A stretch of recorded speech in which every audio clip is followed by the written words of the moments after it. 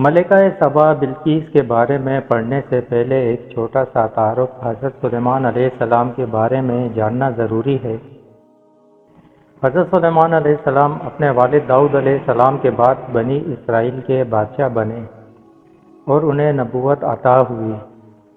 آپ نے اللہ سے دعا مانگی تھی کہ آپ کو ایسی حکومت عطا کی جائے جو آج سے پہلے کسی کو نہ ملی ہو اور آئندہ نہ ملے۔ اللہ نے ان کی دعا قبول فرما لی اور اللہ نے آپ کو ہوا، جنات، پرندوں اور جانوروں تک پہ حکمرانی عطا کی۔ آپ پرندوں اور جانوروں کی بولیاں سمجھ لیتے تھے، جنات آپ کے حکم سے عمارات بناتے، سمندر سے موتی نکال کر لاتے اور ہر وقت دست بستہ آپ کے دربار میں کھڑے رہتے۔ چونکہ ہوا بھی آپ کے تابع تھی تو آپ کا لکڑی سے بنا ایک بہت بڑا تخت ہوا میں اڑتا رہتا اور صبح سے شام تک 1 مہینے کی مسافت طے کر لیتا تھا۔ حضرت سلیمان علیہ السلام نے فلسطین کے شہر یروشلم کے مشرقی حصے میں ایک عمارت تعمیر کی جسے تاریخ میں ہیکل سلیمانی کے نام سے جانا جاتا ہے۔ اس عمارت کا بنیادی مقصد عبادت اور تابوت سکینہ کے لیے ایک محفوظ جگہ مہیا کرنا تھا۔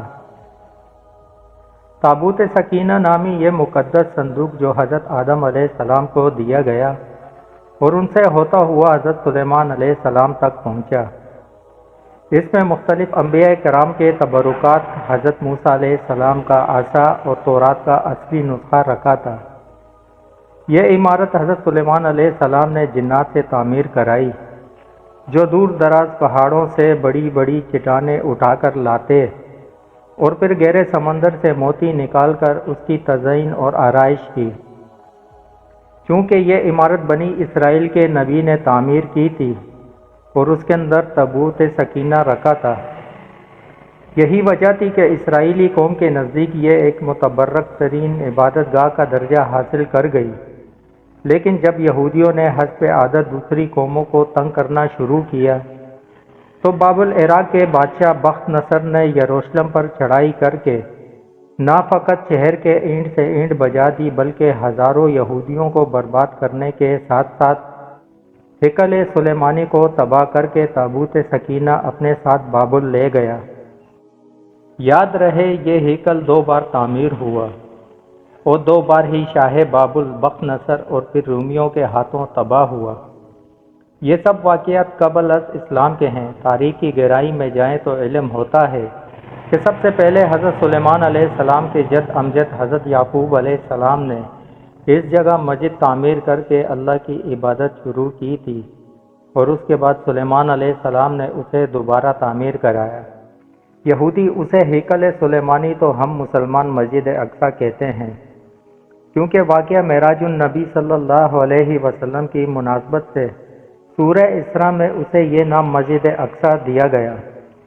حضرت سلیمان علیہ السلام اور ملکہ سبا بلقیس کی کہانی پر ملک یمن کے پاس ایک قبیلہ آباد تھا جس کا نام سبا تھا۔ یہاں کے لوگ سورج کی پوجا کرتے تھے اور ان کی حکمران ایک نہایت خوبصورت ہو برو ملکہ سبا بلقیس تھی۔ ایک دن کا واقعہ ہے کہ حضرت سلیمان علیہ السلام ایک مہم پر تھے۔ انہوں نے دربار لگایا سب سپہ سالاروں سے رپورٹ لینے کے لیے۔ جن اور انس، جانور اور پرندے سب کے سب حاضر ہوئے مگر ان کا چہیتا پرندہ ہدہد غائب تھا۔ آپ نے پوچھا ہدہد کہاں ہے پر وہ نظر نہ آیا تو سلیمان علیہ السلام نے فرمایا ایسے موقع پر ہدہد کا غائب ہونا بڑا جرم ہے۔ اگر وہ اپنی غیر حاضری کی معقول وجہ پیش نہ کر سکا تو اسے ذبح کر دیا جائے گا۔ ابھی یہ گفتگو ہو رہی تھی کہ ہدہد حاضر ہو گیا اور پوچھا کہاں تھے؟ ہدہد نے بڑے احترام سے جواب دیا، اے اللہ کے پیغمبر، میں اڑتے اڑتے جنوب میں ایک ایسے ملک پہنچ گیا جہاں لوگ شرک میں مبتلا دیکھے وہ سورج کی پوجا کرتے ہیں اور ان کی ملکہ بڑی شان و شوکت والی اور ایک عظیم الشان تخت کی مالکہ ہے اور وہ بھی سورج کی پوجا کرتی ہے۔ وہ اپنے بہت بڑے تخت پر بیٹھ کر حکومت کرتی ہے۔ اس کے تخت میں قیمتی ہیرے، جواہرات اور لال اور زمرد جڑے ہوئے ہیں۔ قوم یمن پر ملکہ سبا کی حکومت تھی اور جنوب عرب کے کئی علاقے بھی ان کی حکمرانی میں تھے۔ اگر تمہاری بات سچ ہے تو میرا خط اس ملکے تک پہنچا دو کہ وہ اور ان کی قوم شرک سے باز آ جائیں اور دین کی راہ اپنائیں۔ خط پہنچانے کے بعد وہاں بیٹھ کر سنو وہ کیا رد عمل اختیار کرتے ہیں، اور پھر آ کر مجھے خبر دو۔ حضرت سلیمان علیہ السلام نے ہدہد کو حکم دیا اور خط لکھوایا۔ حضرت سلیمان علیہ السلام نے ملکہ بلقیس کو مخاطب کر کے لکھا، بسم اللہ الرحمن الرحیم، یہ مکتوب سلیمان کی طرف سے ہے، اللہ رحمان اور رحیم کے نام سے شروع کیا گیا ہے۔ مضمون یہ ہے کہ میرے مقابلے میں سرکشی نہ کرو اور مسلم اور مطیع بن کر میرے پاس حاضر ہو جاؤ۔ یہ خط دراصل ملکہ سبا اور اس کی قوم کی طرف دعوت اسلام تھی، انہیں شرک سے ہٹا کر توحید کی طرف لانا تھا۔ ہدہد نے یہ خط لے جا کر ملکہ بلقیس کی گود میں گرا دیا۔ اس وقت گرایا جب وہ سورج پرستی کے لیے معبد جا رہی تھی۔ ملکہ حضرت سلیمان علیہ السلام کا خط پڑھ کر حیران رہ گئی اور اس نے دربار بلوایا۔ ملکہ کے دربار میں اس وقت 300 کے قریب سردار موجود تھے۔ انہوں نے جب خط کا متن سنا تو طیش میں آ گئے اور کہا کہ یہ ہماری توہین ہے، ہمیں اس کا سخت جواب دینا چاہیے۔ مگر ملکہ بہت سمجھدار تھی، اس نے انہیں سمجھایا کہ یہ خط سے پتہ چلتا ہے یہ کوئی عام شخص نہیں، خدا کا پیغمبر ہے، ہمیں حکمت سے کام لے کر اسے آزمانا چاہیے۔ اگر یہ واقعی اللہ کے نبی ہوئے تو تحائف قبول نہیں کریں گے اور پھر ہم ایمان لے آئیں گے۔ کافی بحث کے بعد یہ طے پایا کہ حضرت سلیمان علیہ السلام کی خدمت میں پہلے تحائف بھیجے جائیں اور انتظار کیا جائے کہ ہمارے ایلچی وفد کیا جواب لے کر لوٹتے ہیں۔ ہدہد یہ ساری گفتگو سن رہا تھا، اس نے آ کر حضرت سلیمان علیہ السلام کو ساری بات بتا دی۔ دوسری جانب ملکہ بلقیس نے ایک وفد تیار کیا جس کے ہاتھ نہایت قیمتی تحفے، تحائف، غلام اور لونڈیاں حضرت سلیمان علیہ السلام کی خدمت میں روانہ کیے گئے۔ حضرت سلیمان علیہ السلام نے اس وفد کا ایسا شاندار استقبال کیا کہ وہ حیران رہ گئے۔ یاد رہے حضرت سلیمان علیہ السلام اس وقت دنیا میں سب سے امیر ترین شخص تھے۔ انہوں نے وفد کو بتایا کہ مجھے خدا نے وہ کچھ دیا ہے جس کا ملکہ بلقیس تصور تک نہیں کر سکتی، اس لیے یہ سب تحائف واپس لے جاؤ اور اپنی ملکہ سے کہہ دو کہ اگر اسلام قبول نہیں ہے تو ہمارے عظیم لشکر کا انتظار کرے جس کا مقابلہ کرنے کی ہمت تمہاری قوم میں نہیں ہے۔ وفد جب واپس چلا گیا تو حضرت سلیمان علیہ السلام نے اپنے وزیروں اور جنات کو بلا کر کہا، تم میں سے کون ہے جو ملکہ بلقیس کا تخت اس کے یہاں پہنچنے سے پہلے لے آئے؟ ملکہ سبا کا تخت 80 گز لمبا اور 40 گز چوڑا تھا، سونے چاندی اور قیمتی جواہرات سے مرصع تھا، اسے اٹھانا تو دور کی بات، ہلانا بھی آسان نہ تھا۔